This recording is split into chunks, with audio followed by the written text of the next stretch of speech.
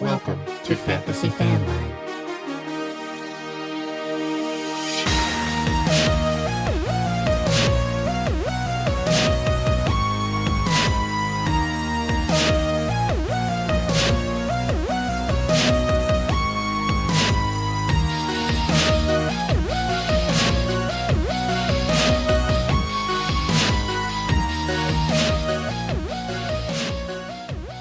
What is up, everybody? We're back. How was your week one? Sinker, how was your week one, man? Man, it was all right. It was fun watching football. I think it might be the worst week one I've ever had in fantasy football, though. But we're gonna wait and see. Can't get too down on that. It was definitely a weird one. Not as many touchdowns as we expected. A lot to talk about. P Muggs, thanks for tuning in again. Let's go. Week one is over. We see people hitting the panic button already. We see people taking their victory laps. We're here to tell you if you should or you shouldn't. So without further ado, we're here to welcome back Jesse from Dynasty Rewind. Jesse Ciardiello. Welcome back to the show, man. How you feeling, Jesse? How was your week one? Oh, dude, I mean, much like you guys, week one was kind of trash, but thank you guys for having me on, man. I appreciate it. Love what y'all do over here, man. And I'm excited to talk some week one with y'all boys and maybe try to help you guys out and, try to get this train back on the tracks, baby. Let's do it, man. I just found out Jesse's also from Jersey, best state to be in. So represent. Sorry, Kansas City. I'm sure. Jersey's where it's at. We got Big Lou. He's panicking already. He's full tilt. Jonathan, welcome back. Steve Smith with the love. Thank you guys for tuning in. Means a lot to us, but we have a lot to talk about. Before we get into the mailbag, I just want to remind you all we are a call-in show. Call to shoot the shit. Let's talk some sit starts. Talk who you got on waivers. Do your thing. No rules, man. Give us a call. But we're gonna get right into it. Start with that first Thursday night game. Are we worried about Gibbs' usage? And what is your confidence level with him moving forward? Jesse, our guest, I'll kick this one off to you. How you feeling about Gibbs moving forward? Man, I feel actually good. I think he looked awesome. He had only 9 touches, but he went for 60. And they were saying that he led the league in missed tackles with 6, which tackles forced, you know what I'm saying? And Dan Campbell already said that he's going to unleash the beast. We already knew kind of that Montgomery was going to take that rushing down stuff and, kind of the dirty work, which is perfectly fine. You really kind of don't want this guy to get beat up in between the tackles or the guards, whatever. So I think that, man, the sky's the limit for him, especially, the outside wide receivers. Marvin Jones looked washed. I know Reynolds looked okay, I guess. He kind of sucks, though. Laporta looked pretty decent. But, I think that offense needs to be more explosive, and being more explosive is getting Gibbs the ball. So I'm not too concerned at all. And I seen on Twitter people like, oh, buy low. There's no one selling low after week one, and he looked great. So you're not going to buy low on the cat. Just fire him up and enjoy the ride. For sure, you drafted him high for a reason. We all know what he can do. It was worrisome to see Monty on the field for 54 snaps at 77%.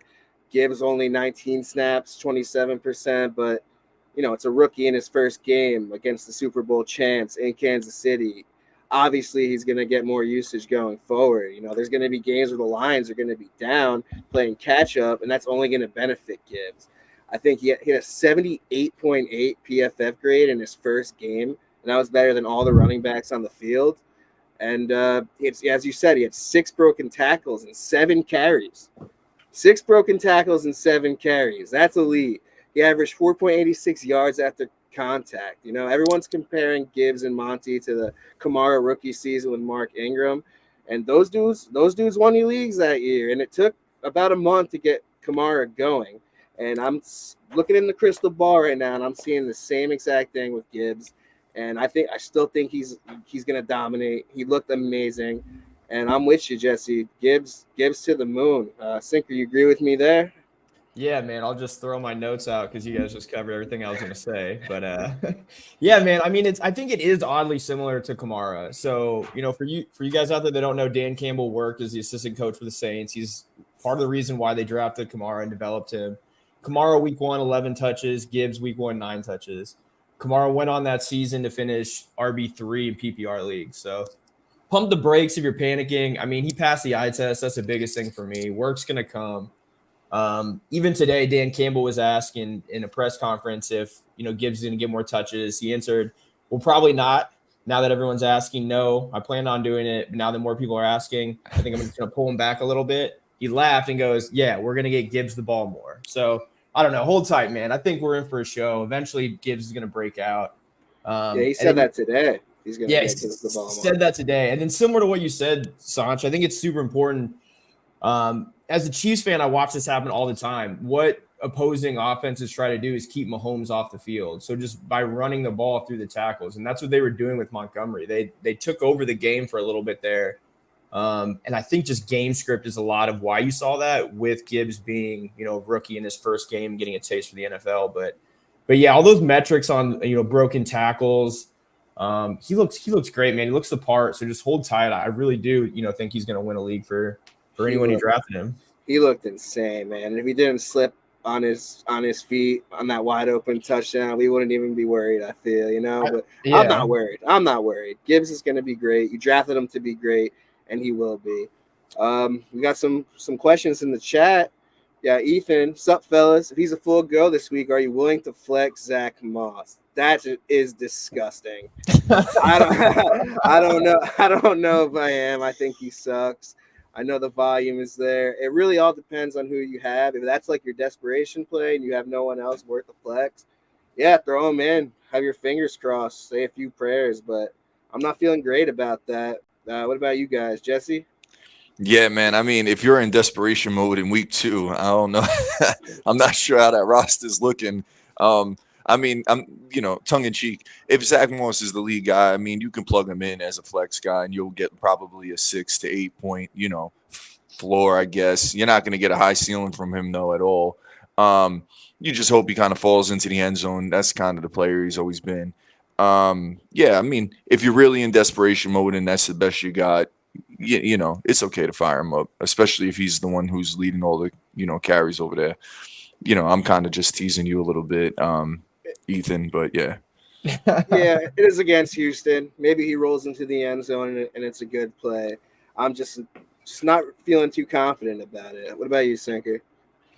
I mean, is this a dynasty league or what's going on here, man? There's got to be something else out there, but I'm not fully confident in starting Zach Moss. But if you want to throw a dart, go ahead.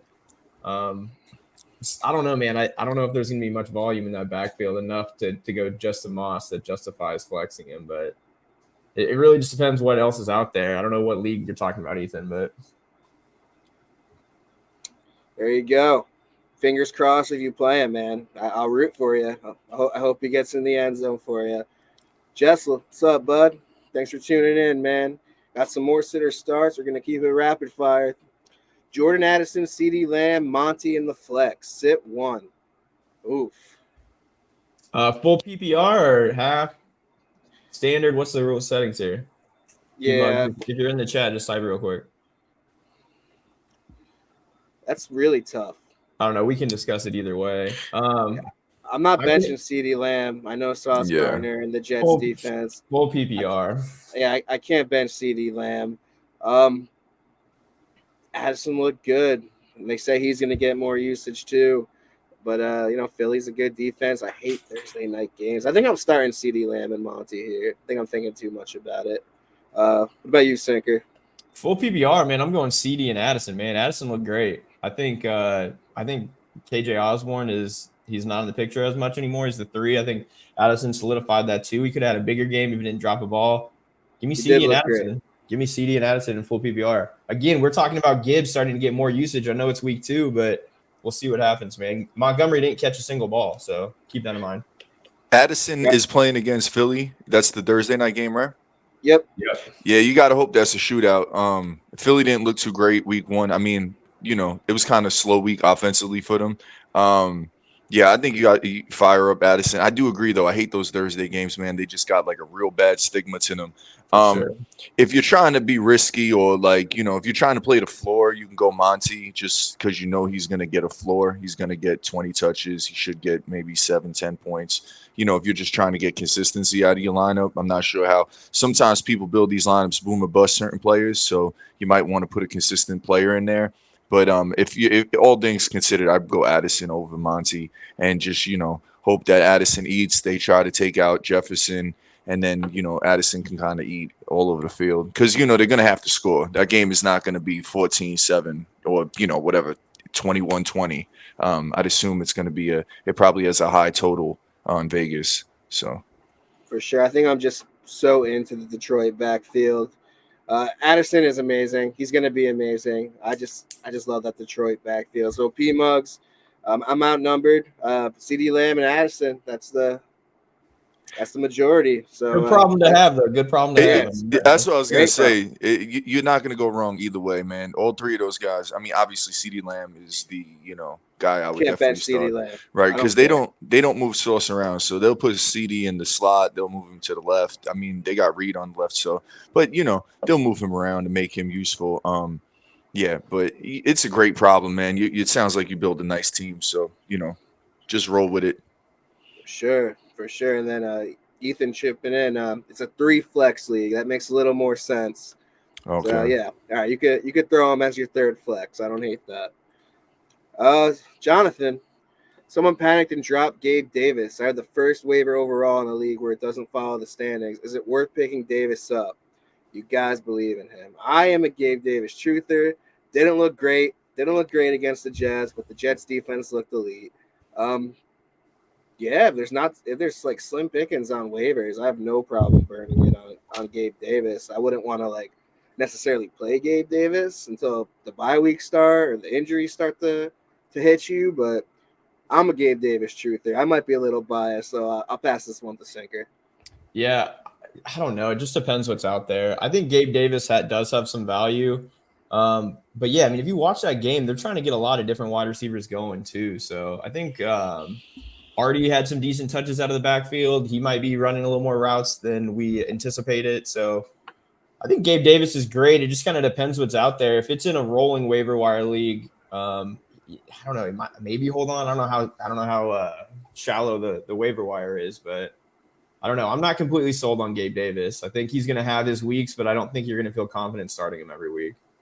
I just don't think he's a guy that should have been dropped after against the Jets. I agree with that for sure, but I don't know. I mean, it's one of those things. You pick him up, he's just going to sit on your bench, right? Or are you going to wait for maybe a handcuff RB that you pick up and play immediately? That's how I feel about waiver. Sanchi and I were talking about earlier in the week. It's like if you're spending all this fab on someone, and this is different than the question, but if you're spending all this fab, man, you better play that guy, right? So it's like we saw that. We'll talk about it later in the show about some of the pickups, but man, if you're spending all that money, you better play him. If it makes you feel better, I'm benching Drake London with the tough matchup with Alexander, and I'm playing Gabe Davis. So Gabe Davis is in one of my lineups week 2. It's against the Raiders. Hoping Josh Allen and all them get right. I think they will. I think he's definitely worth a pickup, but it really depends size of your league, who else is chilling out there. Jesse, you like Davis or? I mean, you guys hit it on the head. He's a guy that no matter what is going to get added. He's going to definitely get added. He shouldn't really have been dropped to begin with. I wonder what type of league it is that they're dropping Gabe Davis. I mean, even if you're panicking, I don't necessarily think you should drop that guy. So, I mean, it's just a weird kind of thing. You probably have to add him because of who he is and kind of his upside is pretty high. I don't love it though. It's one of those things that you do and you kind of feels gross. Yeah. I mean, but it's the right thing. But it's the right thing. I'm not even saying Gabe Davis is a gross player. It's just like one of those things when you have the rolling waiver and you have the first one, you kind of know that you can. It's like a cheat code for a week. If one of these running backs go down and you got to pick up the replacement. But I kind of feel like it's a must.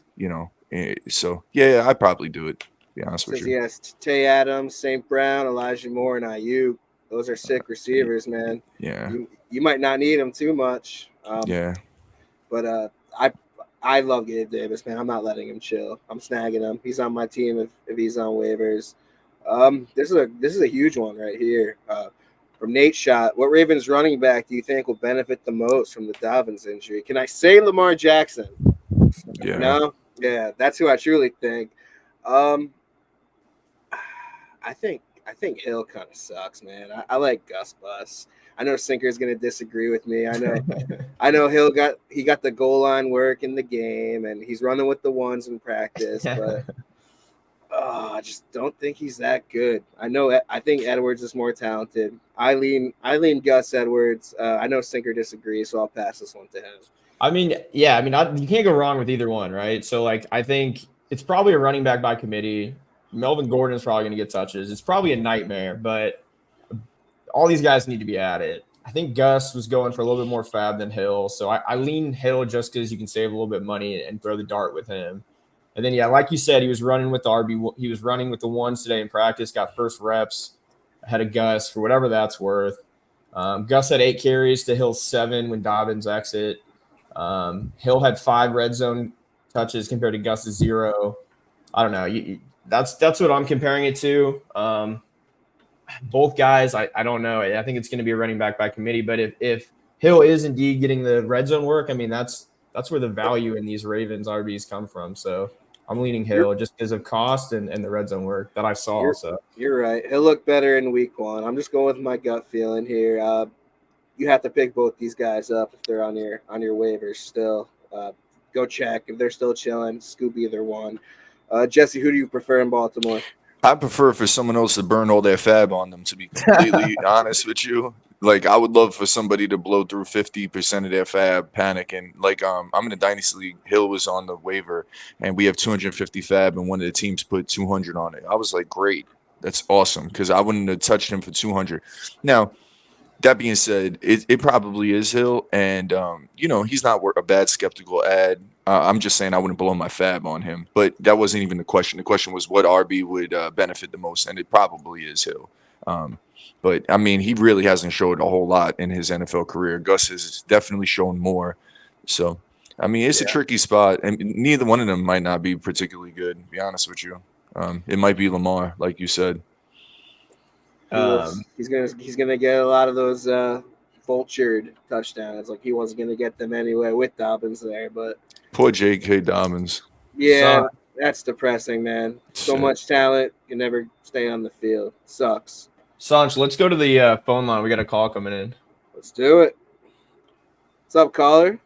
Thanks for calling Fanline. Caller, what's up, man? Thanks for calling Fanline. What's your name? Where are you calling from? Hey, this is Tom. I figured since everybody's on the Jersey train tonight, I figured I'd give you a call. What's up, What's up, Tommy? What's good, brother? How's it going? All right, so I have to address the elephant in the room with Aaron Rodgers. Oof. So my question is, we all knew that Aaron Rodgers was the king of New York for quarterbacks between the Jets and the Giants, but right now, all right, Tommy, thanks for calling. Have a great night. With Daniel Jones and Zach Wilson now, who would you say start, sit for New York? Daniel Jones against Arizona. Zach Wilson plays Dallas. Next question.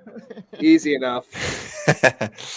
Well, I mean, if you're talking weekly basis, then yeah, but let's talk about the rest of the season now. Rest of the season, Daniel Jones. Dallas is legit. It was horrible. I'm a little biased, but want the rushing floor. I haven't seen it from Wilson. I've seen it from Jones.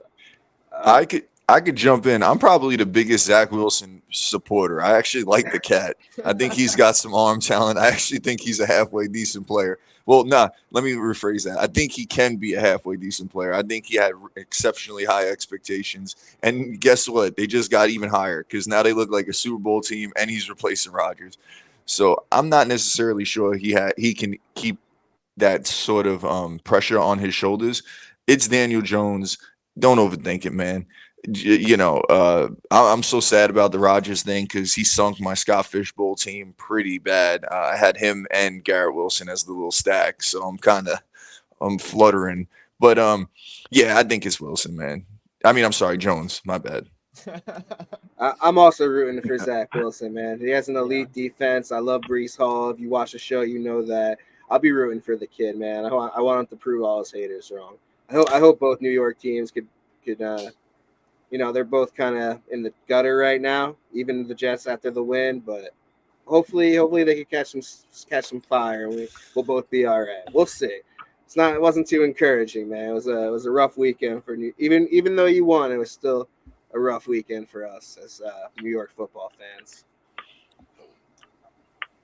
Sinker, you agree? You on Jones over Wilson? Yeah, man, it's Daniel Jones for the rushing ability and everything. But I don't know, Tommy. I'm rooting for Zach Wilson. I think, like you said, that D is legit, and I don't know, man. It might just be the Breece Hall show now. They might just give him the rock, run with a good defense, or hold him off of the defense, and then run the ball with Breece. I think that's the game plan, man. So I love to see it.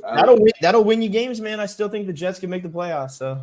We'll see. Yeah, I think they have a great team around him. It really comes down to Wilson, and if he can minimize those mistakes, if he could be a game manager, the Jets are going to be better than people think, even with Wilson at quarterback. Better than the Giants? Yes. We'll talk about that off. All right, Tommy. Thanks for calling, bud. Appreciate the question. All right, guys. Thank you. No Good problem. luck, Cheers, bro. I love all these questions you guys have rolling. You can call us up. Jessel with a big one. PPR, B-Rob, Kendrick Bourne, or Elijah Moore? Kind of like Elijah Moore in PPR, that Monday night game against the Steelers, man. We saw Ayuk rip up the Steelers. B-Rob's safe. He looks like he's the guy. Gibson looks exactly like I thought he would. B-Rob was definitely worth the draft pick for where you got him. Bourne's interesting, but I'm taking Moore here in the Monday night game. What about you, Sinker? Man. Juicy. I don't know. It's probably B-Rob for me until we see Gibson's usage go up. I think he's the safest pick here. Kendrick Bourne, I want to wait and see one more week. Was that a fluke from Mac Jones? Like, what was going on with that game? I can't believe that he was balling out.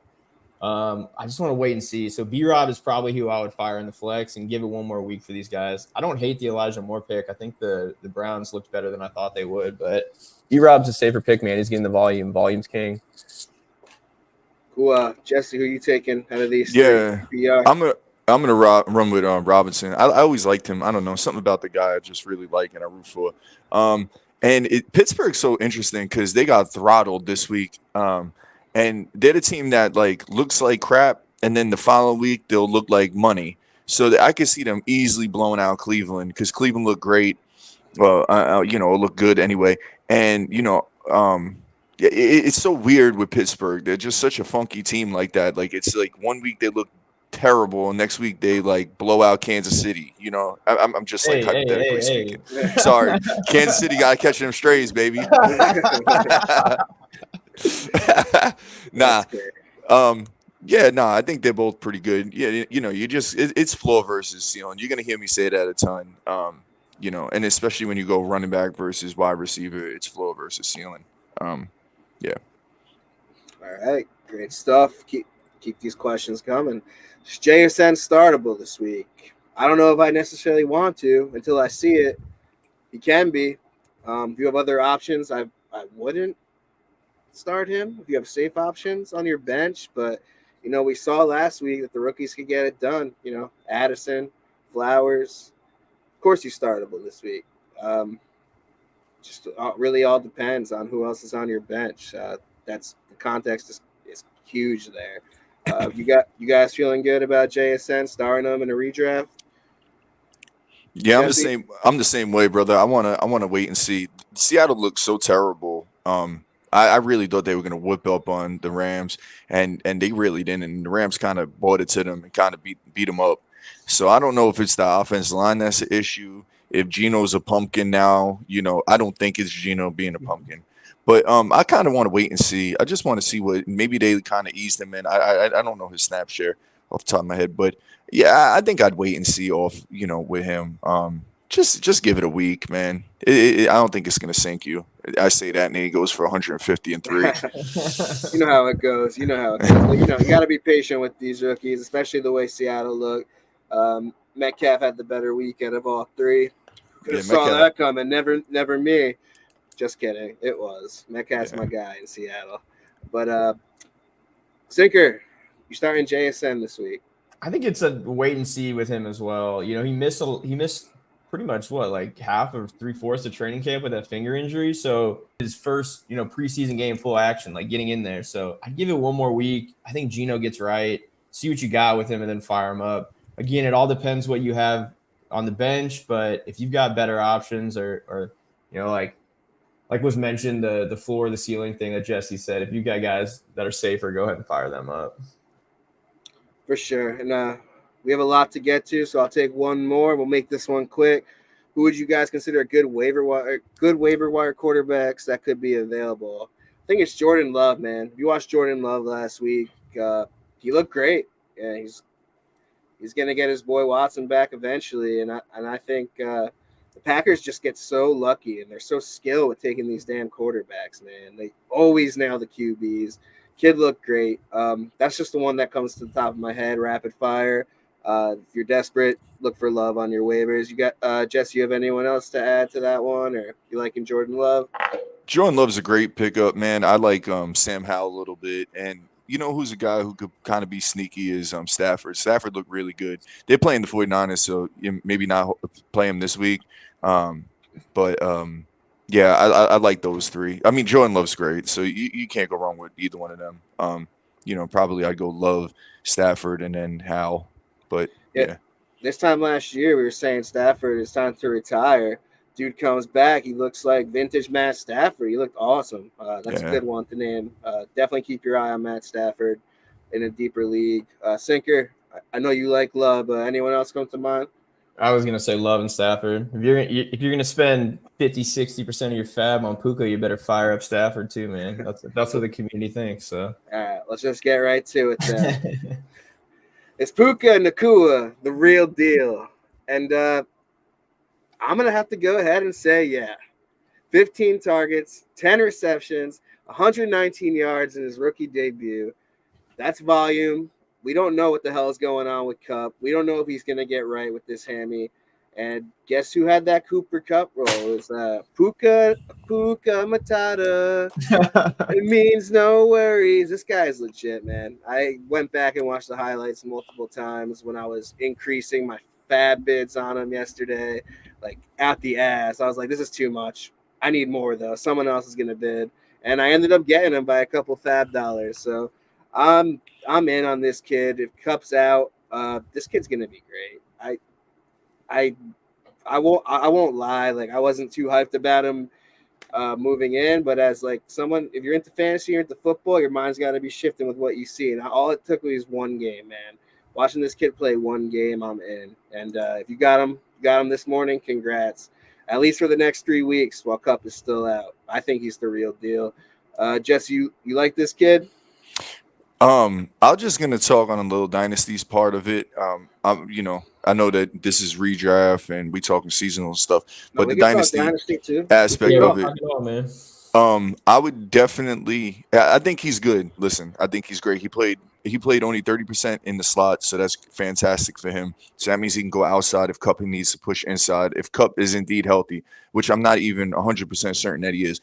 We know Stafford loves peppering one target in particular. He did with Calvin. Not saying that it's Calvin. I'm just saying simply that he does target one player. And then he obviously did with Kupp. And obviously, I don't think he's Kupp neither. But he looks good. He looks great. He looked quick. He looked better in his numbers. And Stafford missed him on a 40-yard touchdown. So those numbers could have been 11 and 160 and a touch. I mean, then we're going to Sizzler. For the older heads like me, we know what Sizzler is. The younger cats are like, what's Sizzler? It's an all-you-can-eat buffet that when mom and dad said we were going, we got hyped. But if I was in a dynasty league, I see some wild stuff on Twitter, boy. If you could dump him and try to put him with something and get Garrett Wilson, or obviously I'm talking crazy, but I see crazy stuff on my timeline all day about this guy. So just see what's available. Put him on the what they call that? The block. The trade block, and see maybe, if somebody's interested in kind of moving him, moving for him. And, you could dump him if you can get something, premium for that dude.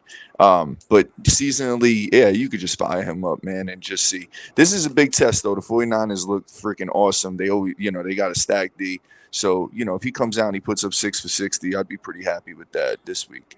What about you? If he gets like crazy volume against the Niners and has a PPR game of just even over 13 points again, like doesn't have to be 20 something, 13 points against the Niners, and I'm confident with this guy moving forward to start him every week until Cup's back, and I still think he's going to be solid with Cup back. Jessel's chiming in with he received the receiving grade on PFF 80 flat, which is 7th on the week, and he also chimes in that Tutu Atwell, 81.6, third on the week. Yeah. I think they're both great pickups.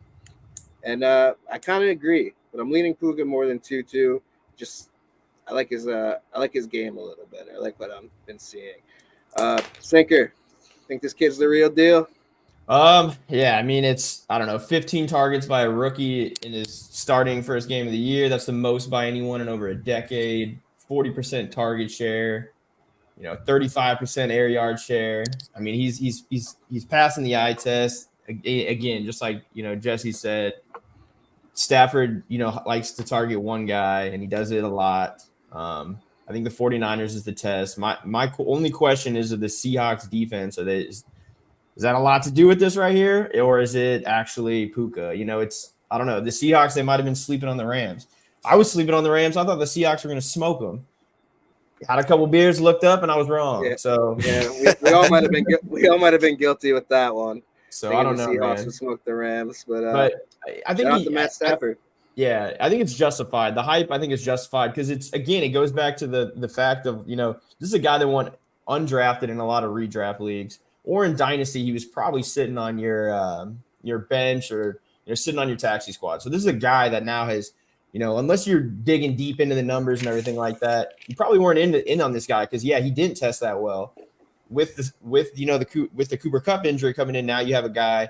But yeah, I mean, you're not finding wide receivers like this on the waiver wire. So that's why everyone is blowing all their fab on it. You can find a running back week 7, week 8, week 9 that you never thought of, spend fab, and this dude could, get 20 catches a game. So you're not going to find a wide receiver like him again on the waiver wire. So that's why it's justified. So for me, sure, again, I keep saying it all show just because it's week 1. It's a wait and see for him, but he passed the test, man. And those week 1 numbers are impressive, and you can't look past that stuff, right? So. And for some reason, Kupp doesn't get right, and he misses more than 4 weeks. I think this guy could be a league winner. I know it's week 1. We might be overreacting, but he passed the eye test. Stafford was feeding him. Maybe the Seahawks defense is that bad. If he gets it done, if he gets the volume, if he gets the looks against San Fran, you might have struck gold here with the kid. So guess we're all in here. On the more depressing side of target shares, I drafted Drake London and Kyle Pitts across multiple leagues. Is it time to let go? Oof. Sinker. It's time to let go, man. I mean, what does let go mean? Let go emotionally? You might want to let go emotionally, but I would not drop either of these guys yet. Again, I'm not dropping them either. We should name this episode "Wait and See" because that's what I keep saying. But emotionally, you might want to let go, and I don't think that's your problem as an owner. I think you did everything right. I think Drake London and Kyle Pitts are great players, man. I think they test great. I think they're awesome. I think it's that guy calling the plays, man. I think I think it's Arthur Smith's fault. Man. I mean, we're gonna talk later about Bijan too, man. But I don't know, man. I'm not starting Drake London until I see something. And the Kyle Pitts is probably the same thing, man. I don't know. Tight ends in week 1 were all ugly. So I guess if you drafted Pitts, you're probably firing him up again because the waiver wire for tight ends is not great. But Drake London, I'm putting on the bench. Yeah, especially going against Green Bay and Alexander in week 2. That's just, you don't want to play him there. He was on the field. London was on the field for 90% of snaps. That's crazy. He led the team in routes with 20, and unfortunately, it led to 1 target and 0 catches. Pitts had 19 routes and 3 targets for 2 receptions and 44.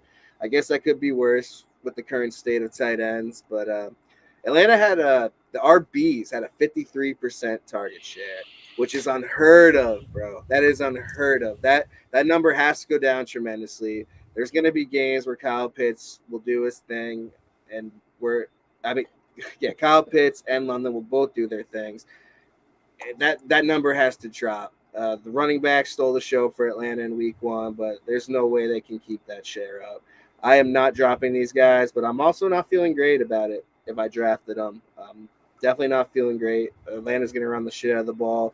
They've been saying it. They proved it to us, and just got episode week 2. Wait and see. Yeah. That's the title of this week's show. Jesse, how you feeling about these guys in Atlanta? See, I don't want to say I hate, but I hate Arthur Smith. And, like as much as a person can just fake hate somebody, because I don't even understand what he's doing. And the thing that sucks the most is he's winning enough that he's going to win enough that he's going to keep his job. And then we got to sit another year through this crap. But I mean, honestly, I feel better about Pitts than I do London, just because I feel worse about tight end than I do wide receiver. And Pitts had, the majority of the air yards, I mean, for whatever it was worth, and he was wide open on a bunch of targets that this cat Ritter, whatever the hell, he even worth his name being pronounced. Nah, let me not. But nah, for real. I would definitely go Kyle Pitts, and I am panicking with London, and I liked London so much coming into the year. And, I thought that talent outweighed everything. And, I thought maybe because it was like an A.J. Brown type situation where, he's coming from Arthur Smith, and A.J. Brown popped off, anyway. But, Ritter isn't Tannehill. So, yeah, I mean, I'm definitely more worried about London. But, yeah, man, RIB your emotional attachment, bro. Yeah. Yeah, you're not feeling great. And this one's biggest fantasy question of the week. Best item from Taco Bell. That wasn't me who typed the Crunch Wrap in, because it's the cheesy gordita crunch. That's the shit right there. Off topic, but just have to let it be known. I'm Crunch Wrap, but we got another call coming in. I'm gonna pull this caller in real quick before we continue. Enough of the Taco Bell talk. Let's talk some football. Taco Bell's the 101 anyway. Hey, caller, thanks for calling Fanline, man. Sorry about the wait there. Where are you calling from? What's your name? What can we do for you? You're talking to the great one. This is Josh. Nice to see you guys over the phone. Hey, what's up, you Josh? said I am Wayne Gretzky? I'm the one out of Texas, so I don't think Wayne Gretzky's out of Texas. Okay. But I want to issue an open challenge. Anyone that wants to take Daniel Jones over Kirk Cousins season long, I got Kirk Cousins. I'm out. Name them out. I'll take Kirk Cousins any day. What's the I'm bet, out. man? What's the bet?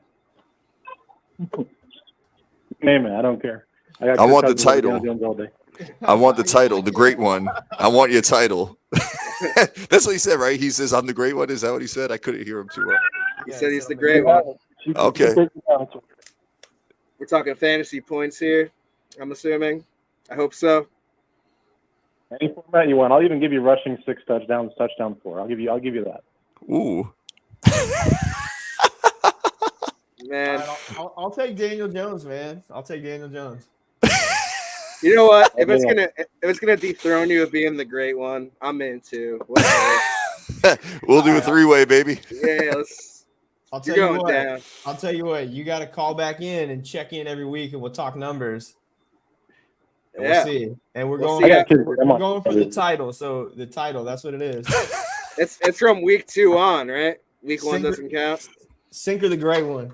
Dude, I'm giving you a lot of leeway here. I'll go week 2 on. All right, All right, let's do it, man. Call back next week. We'll check in on it. I got Danny Dimes. The first Fanline Open Challenge. I love it. My man just cut a WWE promo right here.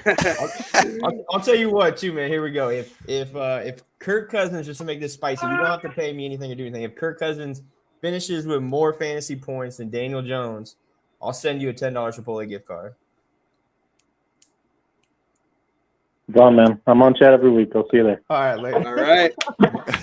Spicy episode this week. I love it. Let's go, Danny. I'm rocking with your boy, man. Come on. Let's go, Danny. Bounce back against Arizona. Another You one of got those this, wait bro. siege, man. We can't take all we saw week 1 and give up on Danny Dimes, man. He's got the rushing ability. I don't know, man. Kirk Cousins cool, man. He got Addison and JJ, but I don't know. Give me the rushing ability. That was great. That got my blood pumping. Ethan again took Allen Lazard late rounds with the Rodgers injury. Is he droppable now? I'm gonna say yeah. I think the Jets are going to that ground and pound. They're gonna run a lot more. Definitely, if you're trying to scoop one of these guys off waivers, he'd probably be my first look if he's on your bench. You guys agree? Short and sweet, droppable. For sure. Yeah, I mean, all right, let's keep it rolling. We got Taco Bell. We got open challenges. This is awesome. But let's go back to the Falcons. Tyler Algier had a great week. Is it time to panic as a Bijan drafter? Jesse, I'll kick this one to you, man. Nah, it's not time to panic. As we talked about Arthur Smith, and you had mentioned the best point was Ritter had 18 attempts and Robinson had 6 targets and Algier had 3. That was half of them. Or maybe it was a little bit more and I missed the running back that had one. But that was from those 2. I could see this being an A.J. Dillon, Aaron Jones type situation. Maybe Algier might be a little bit better than Dillon anyway. But yeah, I mean, it kind of caps Robinson's ceiling as being like the RB1 overall, but I think he's still going to get a top 5-6 season out of him. That guy's crazy explosive. He looks phenomenal.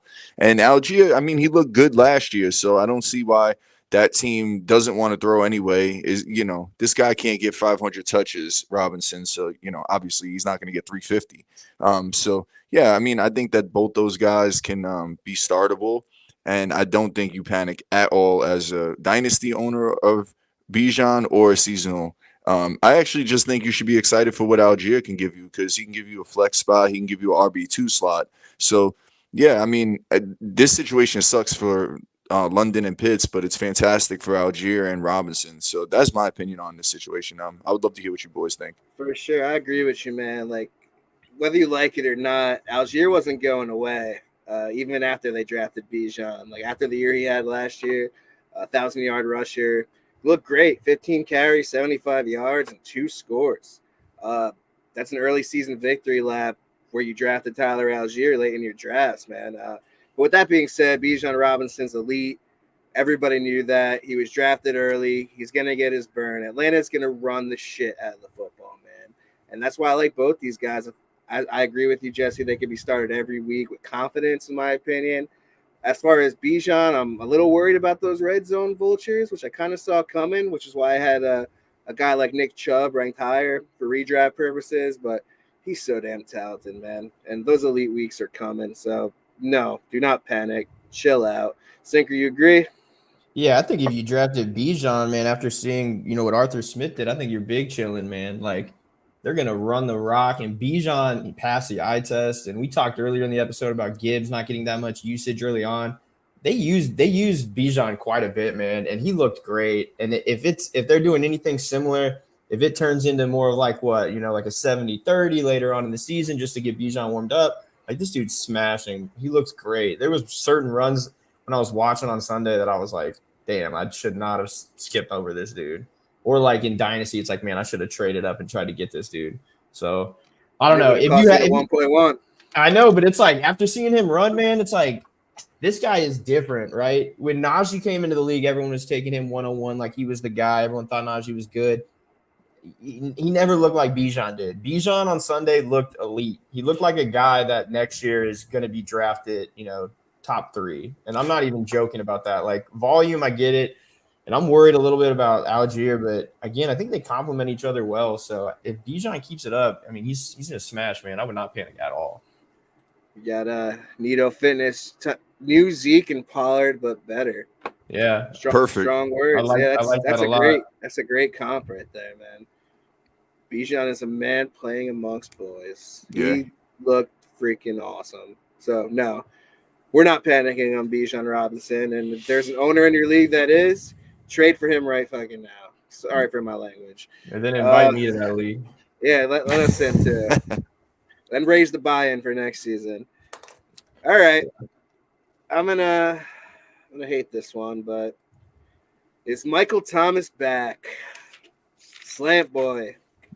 And if you tuned in earlier in the year, I said I wasn't touching him with a 10-foot pole. He was on my do not draft list. But I have a confession, man. My last draft of the year, 3-receiver league. I got McCaffrey. I went running backs a little early. I love the value. I ended up taking Michael Thomas, man. Everyone has a price in fantasy football, whether you're in or out. And you know what? I'm happy to admit when I'm wrong because, if he's healthy, he's back. He looked pretty freaking good, man. He looked good. Like that's a big if he can stay healthy. But Michael Thomas, man, I'm willing to be wrong on him. And I'm happy he's on my last team that I drafted this year. Let me try to pull up the numbers here. He had a 24% target share, 8 targets, 5 grabs for 61 yards, 12.2 yards per catch. Carr seems to love him. He looked healthy. He looked good. He's not going to give you those monster Michael Thomas games that he used to give you, but for where you got him in drafts, might be back. You have to admit when you're wrong and move forward, accept your defeats, and I'm in. Sinker, how do you feel about Michael Thomas? Yeah, I don't know, man. I've seen this movie before, man. Yeah, and I know I've seen the ending, man. So Michael Thomas isn't back. Let's slow down a little bit. All right, he had one game.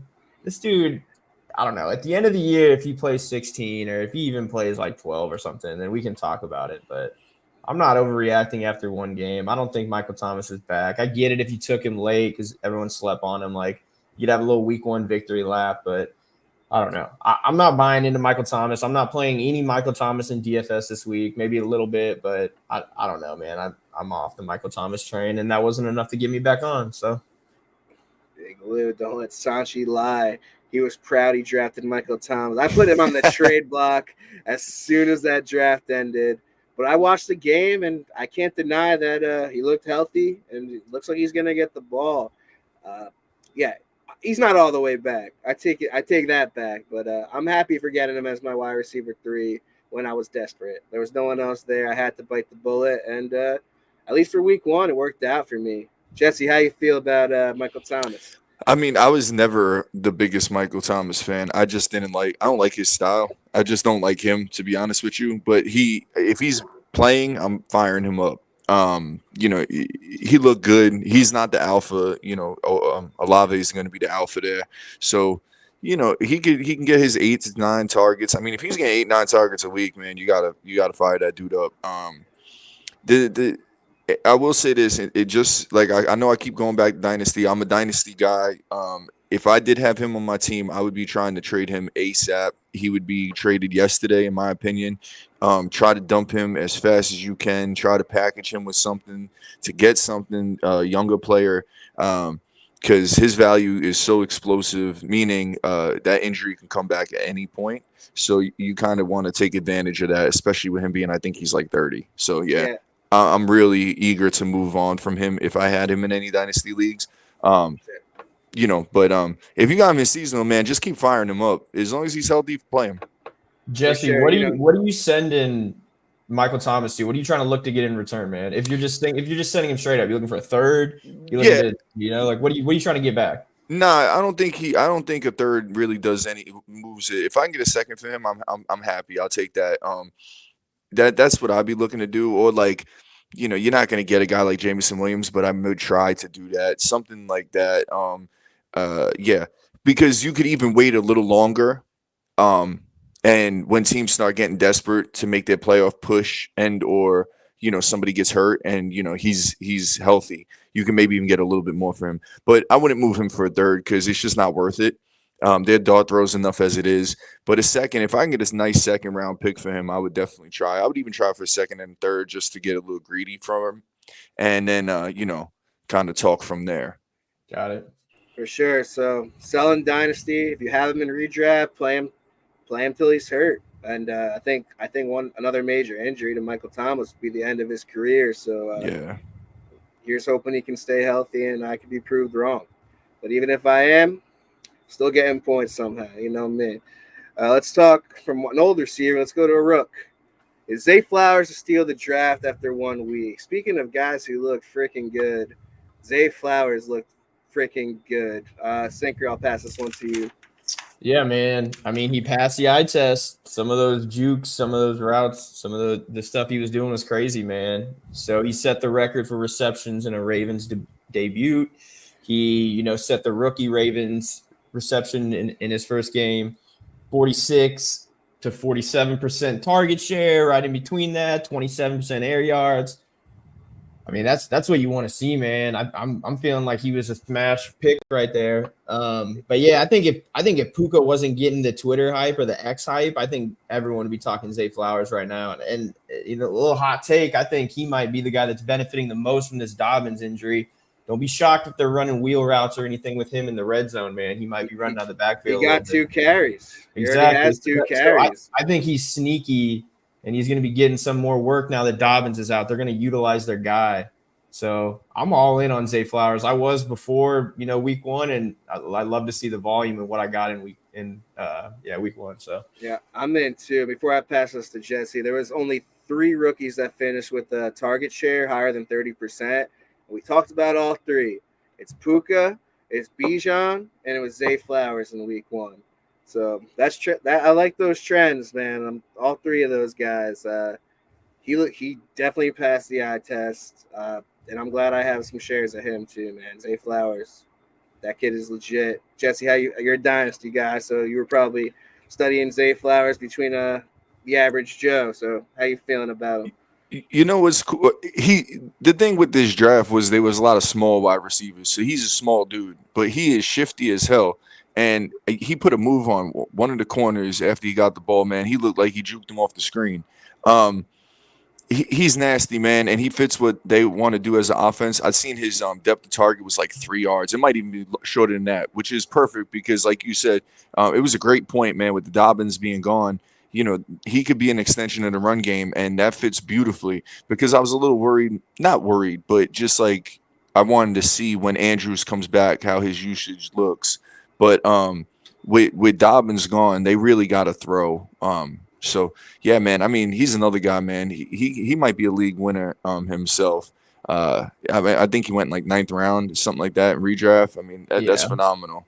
So yeah, man.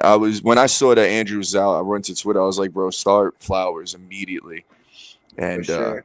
Yeah, that guy looks awesome. Yeah. Yeah, we talked about him last week.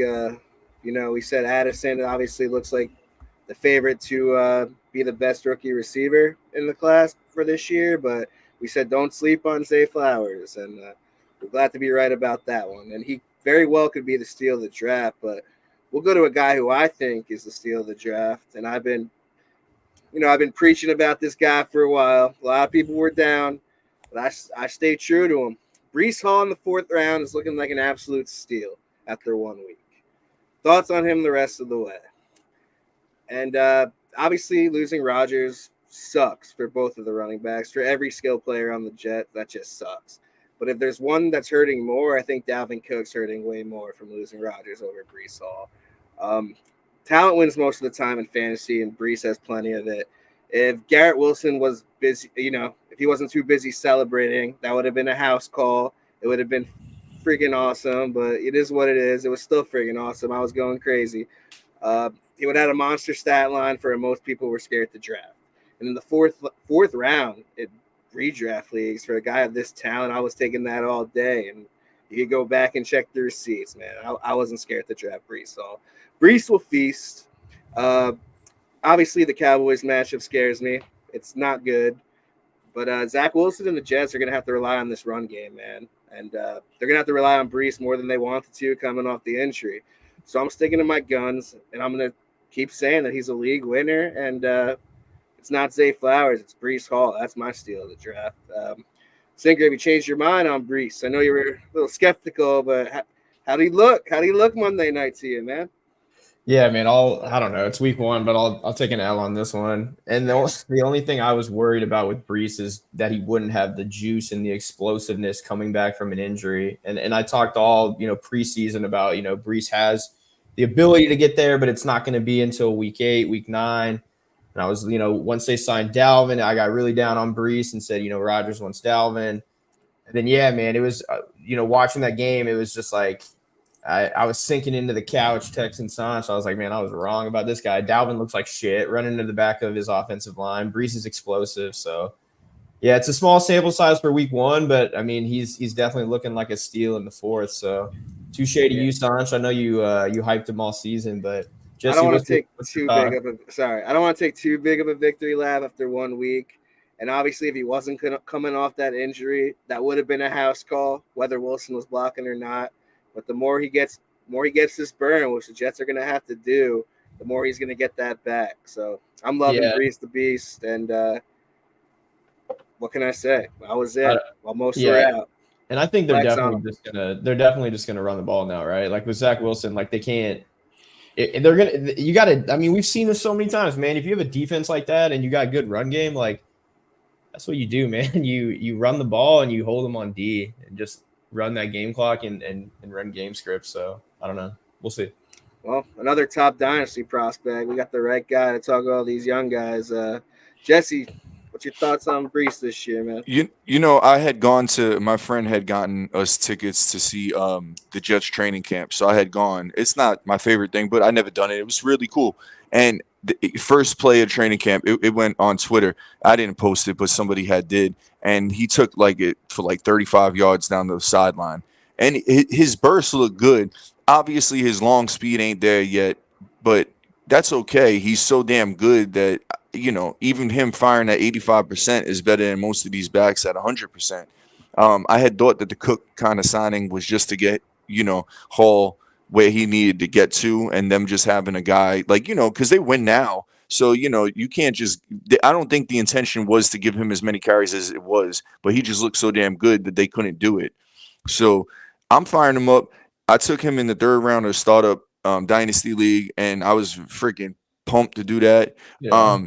You know, he's phenomenal, man. He's a freaking awesome talent. And you know what? The Cook signing was great for him because he's another guy that now he don't have to take a beating up the middle. And, you know, Cook can soften up a defense a little bit. And then this guy can come in like a freaking lightning bolt and hit the hole. And, yeah, his long-term explosiveness might not have been there. But, dude, he took one for 85 or 83, whatever it was. Like, I see these dorks on Twitter saying, oh, you didn't take it to the house. It's like, brother, he took it for 85. Like, what are we complaining about? Like, come on now. Like those guys would get 1 yard. In the NFL, right?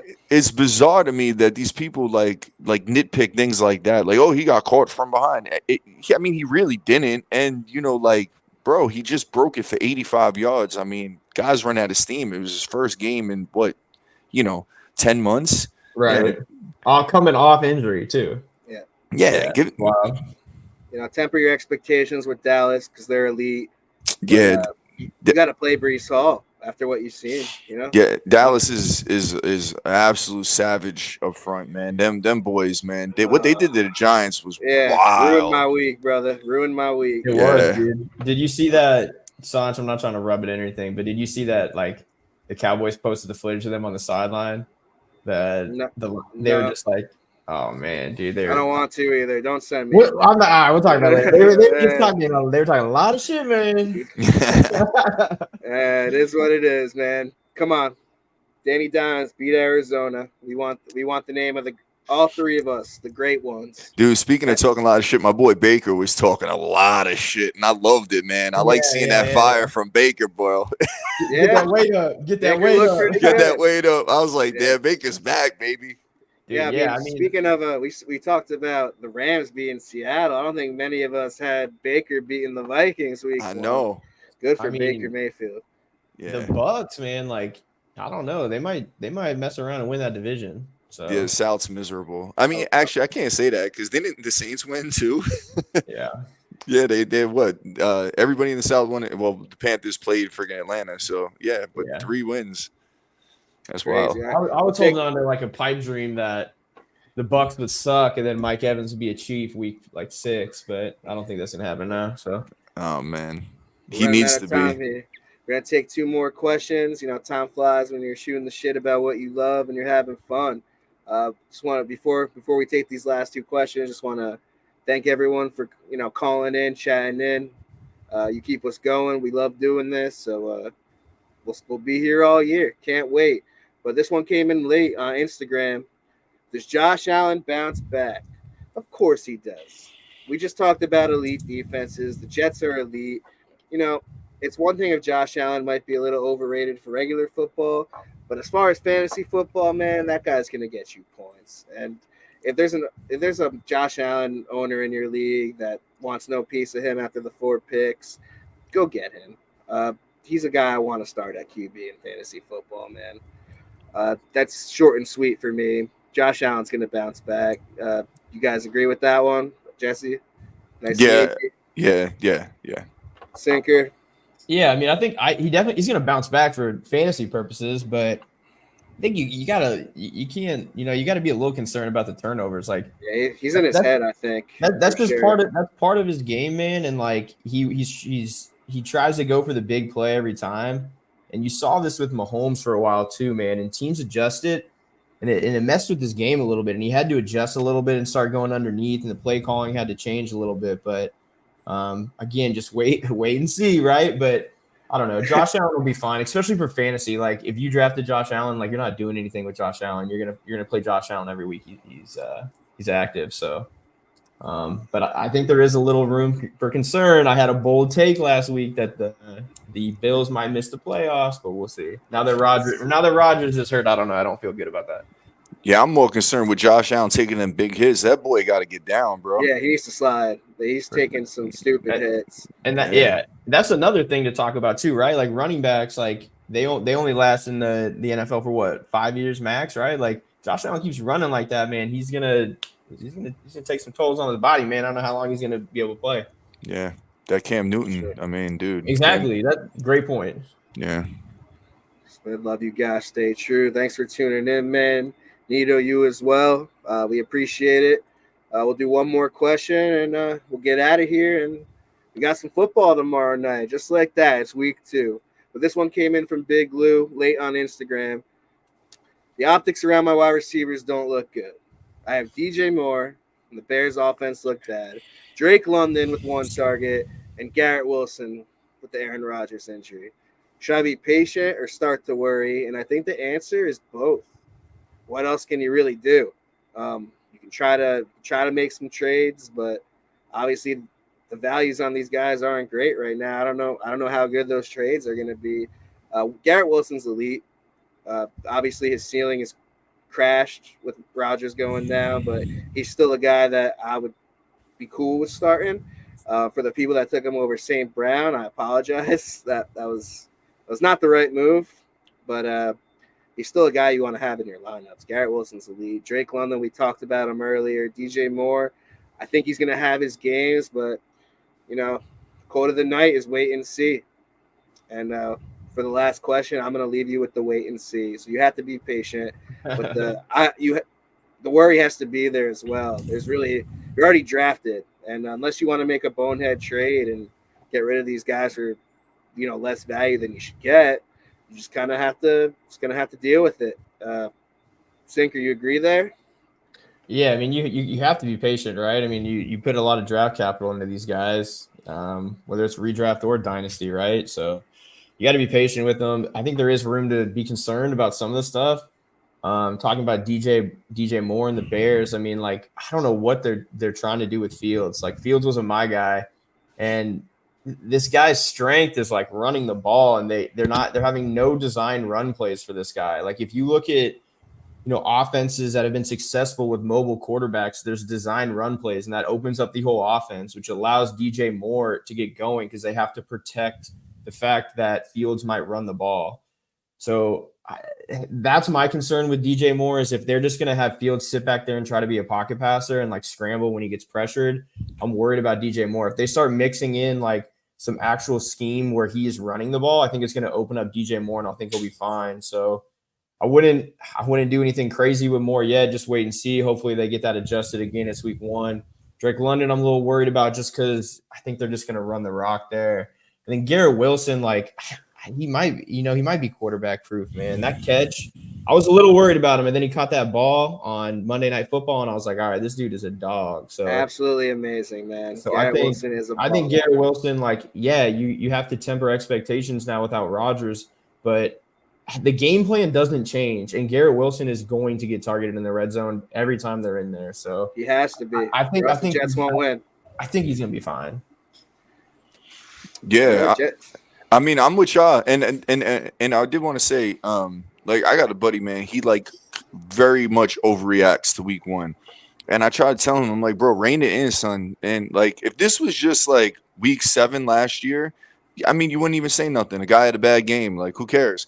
So Right. I understand that, like, yes, it's the first game, but it is just one of 16 that count for our championship, and then 17 obviously real life games. So just try to temper a little bit. The guy who I'm really concerned with is London, and he's actually a guy. I mean, I love Garrett Wilson, but I like London quite a bit. And I think there is real concerns with him just because of the volume that they are gonna have. I think DJ Moore is gonna be fine. They should realistically go to Roshan. I think Roshan will help with the pass pro. I think he can catch out the backfield. I think they need to just, I think they kind of got behind early, and then they just kind of lost what they were trying to do. You just got to hope, man, they adjust, they figure it out. But don't overreact, man. It's 1 week. Even if you go 0-2, try to make a little changes, work your waiver wire, work your fab if you have it. Try to make some calls and maybe do some trades, but don't panic, man. It's just 1 week, and everybody kind of sucked this week. So, it wasn't just you, man. It was kind of league wide, For sure. For sure. Very rough week 1. Just want to say thanks for the love again. People love this episode, so we could already crown ourselves the great ones. We don't need Jones. We don't need Jones to be cousins yet. Yeah. Now Brandon Hall with the best fantasy podcast ever. I will disagree humbly, but definitely appreciate the love, man. Thanks for tuning in. And that's the hour, gentlemen. It has been a great show. There was so much to talk about. We're moving forward to week 2. We're all pumped. Can't wait to watch the game tomorrow. But Jesse, thanks for coming back on, man. That was awesome. Your invite's coming back for next season. Don't you worry. We'll let you know about that. But if you want to take a minute, let the people know what you're about, where they can find you, what you do. Go ahead. The floor is yours, man. I appreciate it, man. Thank you, boys, for having me on, man. Again, it was a blast. I really, really enjoyed this. I think what y'all do is fantastic. The call-ins, the interaction with the fans, or chat, is awesome. It's a different touch to it, and I really do enjoy that, man. And I wish y'all nothing but the best luck. And if there's anything y'all ever need from me, man, please reach out. And I sincerely mean that. And not like I have much of a reach, but I'll gladly help y'all.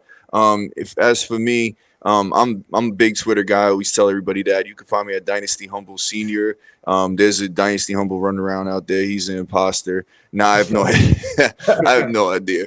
I just think the name was taken, so I went Senior. And yeah, I do some work with Dynasty Rewind. They're a great group over there too. I'm just kind of lazy, so I gotta do a little bit better with them. But I love everybody, man. Check your mental health. If you ever need anything, my DMs are always open, and please feel free to contact me. And these boys are great for advice, so I appreciate it. Thank you, guys. Much love, brother. Definitely appreciate that. And there's nothing wrong with being lazy when you're watching football, man. It's one of the best feelings in the world. But we gotta get Jesse on next year for like an off season, like just pure dynasty show, like before the rookie drafts. We need you to dig deep on that, man. That'd be fun, plan, man. The invite's Let's get coming, it. We'll chalk it up. Thanks again, Definitely. Jesse. But for Jesse, for Sinker, I'm Sanchi Value, and I'm here to remind you to wait and see. It's been Fantasy Fanline. Thanks for watching. We'll catch you next week. Peace.